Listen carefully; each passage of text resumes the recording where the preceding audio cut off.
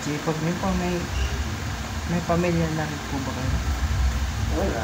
May kakilala pa kung ganyan sa inyo. Nag-asawa siya, kaya ganyan. Yung ano yung mga kasi yung mga bisex na talagang gusto nilang lalaki sa babae. Ako lang talaga, lalaki lang talaga. Ngayon may mga inaya po ako pinapaaral ko college na. Gala-gala sa PSU. Wala baby yun na sa akin na, kung nagpabingod at wala. Kaya binibigyan pa rin bawang niya, pati pagkain niya.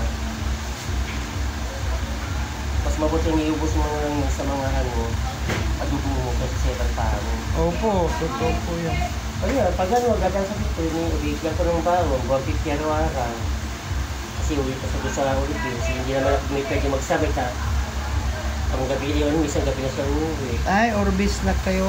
Orbis na. Layo ko. Marami pa na yun.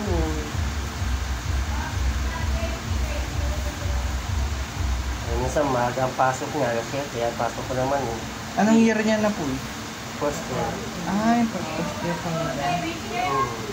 First year? First year college pa yan. Kayo na pala nagpalaki sa kanya. Ayaw nga malas sa bahay. Sabi ko patakal ito sa papa ko. Siya lang di magmamana ko ng yung bahay ko sa kalupa ko. Wala namang mag-iba, siya lang hindi.